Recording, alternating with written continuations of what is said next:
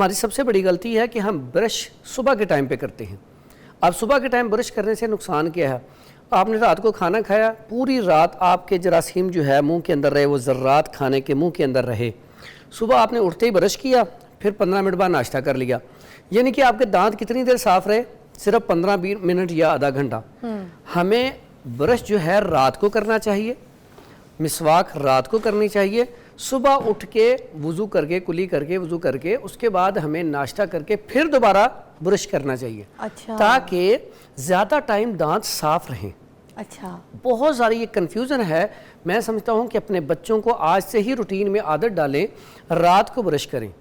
اور ایسے افراد جن کے منہ میں خشکی ہے، وہ یہ زیتون کی مسواک ہر ٹائم میری پاکٹ میں بھی ہوتی ہے، تو میں دکھا دیتا ہوں، اتنی بہترین ہے اگر آپ کے منہ میں خشکی ہے اس کے لیے۔ اور یہ کیسی بات ہے، یہ بڑی لے کے آئیں، آہستہ آہستہ آپ کاٹتے جائیں، استعمال کرتے جائیں، اور اتنا زبردست اس کا ذائقہ ہے۔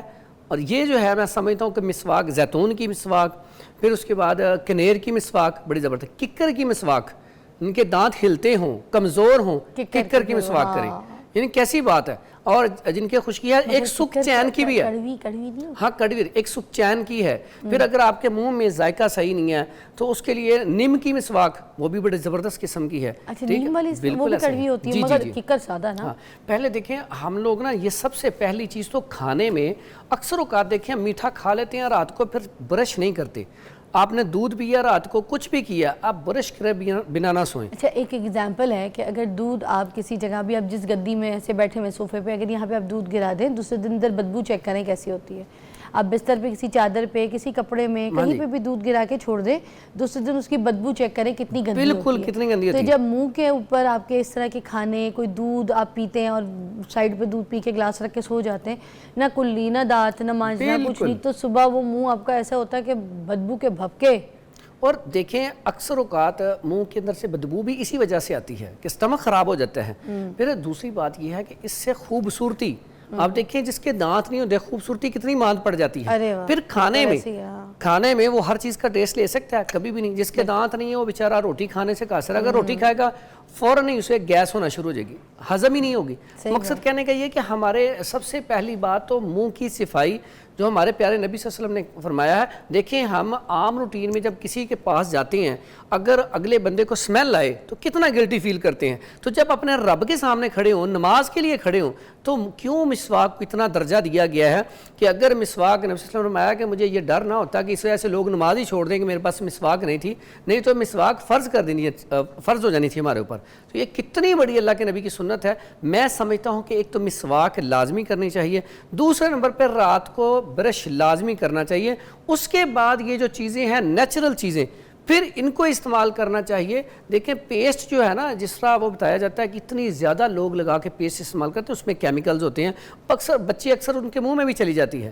تو پیسٹ اگر کرنی ہو تو بالکل مائنر سی، وہ مسر کے دانے جتنی پیسٹ لگائیں، اتنی بچے کو سمجھائیں لگانی ہے، صرف آپ نے دانتوں کو صاف کرنا ہے، کھانے کے لیے نہیں ہے۔ وہ آپ نے دیکھا ہوگا بہت سے بچے یہ شکایت کرتے ہیں کہ ہم نے ناشتہ نہیں کرنا صبح، کیونکہ جب برش کرتے ہیں نا، پیسٹ وغیرہ زیادہ لگا لیتے ہیں، کچھ کرتے ہیں، اور اس کے بعد جب برش کرتے ہیں تو ان کے منہ کا فلیور چلا جاتا ہے۔ They don't like to eat anything۔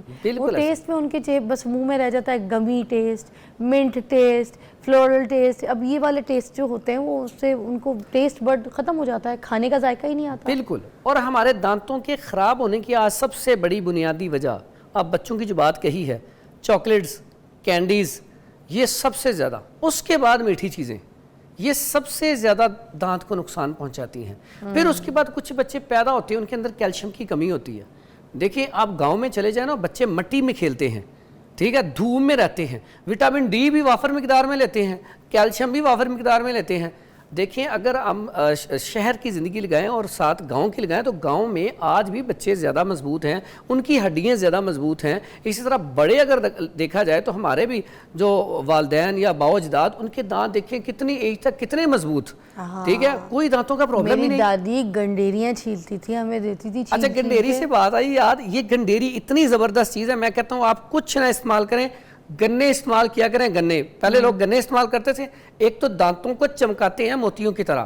گنا جو ہے दांतों को मोती की तरह जो है ना चमका देता है, फिर वो खाने को भी हजम करता है। अच्छा, इसमें भी कोई टिप छुपा है कि गन्ने को छीलो दांत से, तो भी इसमें भी कोई टेक्निक यकीन है? करें, ये अगर आप गन्ने को छील के तो आप खाते हैं, आपके दांत कभी कमजोर नहीं हो सकते, इतना और इतने चमकेंगे, आप खाने के बाद फौरन देखें आपके दांत चमक रहे होंगे। फिर उसके बाद ये गंडेरी है, इससे एक तो ये पता चलता है आपके दांत मजबूत हैं कि नहीं है। एक आधी गंडेरी सख्त निकल ही आती है तो बंदे को उससे भी आइडिया हो जाता है कि मेरे दांत सही हैं या नहीं है। तो इसलिए मैं समझता हूँ जब मौसम आए ना, अपने बच्चों को वो गंडेरी भी खिलाएं, लेकिन गन्ना ज़रूर खिलाएं।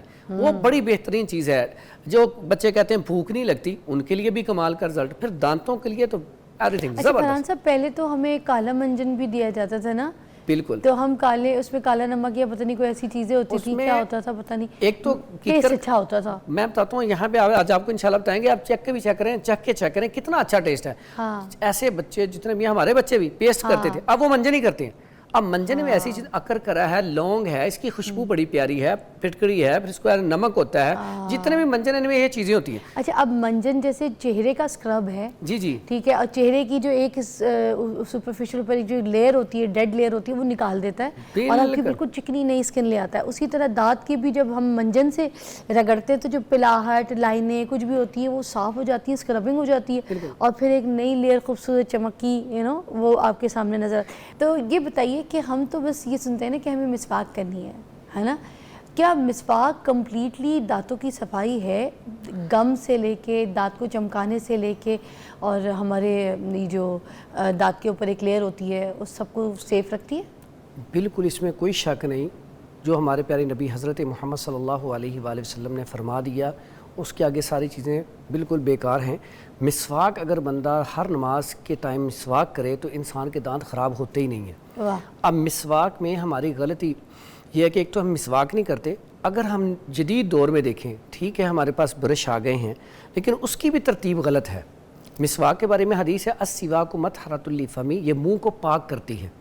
अगर आपका मुंह ठीक नहीं है तो मुंह के ज़रिए हमारी ये सारी पेट की बीमारियाँ ये मुंह के ज़रिए आती हैं। और मुंह में दांत जो हैं, हमारी सबसे बड़ी गलती है कि हम ब्रश सुबह के टाइम पे करते हैं।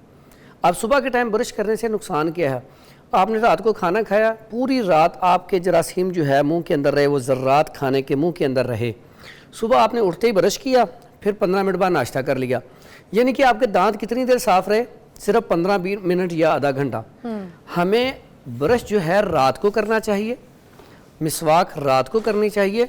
सुबह उठ के वज़ू करके, कुली करके, वज़ू करके, उसके बाद हमें नाश्ता करके फिर दोबारा ब्रश करना चाहिए। अच्छा। ताकि ज़्यादा टाइम दांत साफ रहें। अच्छा, बहुत सारी ये कन्फ्यूज़न है। मैं समझता हूँ कि अपने बच्चों को आज से ही रूटीन में आदत डालें, रात को ब्रश करें। और ऐसे अफराद जिनके मुंह में खुश्की है, वो ये जैतून की मिसवाक हर टाइम मेरी पॉकेट में भी होती है, तो मैं दिखा देता हूँ, इतनी बेहतरीन है अगर आपके मुंह में खुश्की है उसके लिए। और ये कैसी बात है, ये बड़ी लेके आएँ, आहिस्ता आहिस्ता आप काटते जाएँ, इस्तेमाल करते जाएँ, और इतना ज़बरदस्त इसका जायका है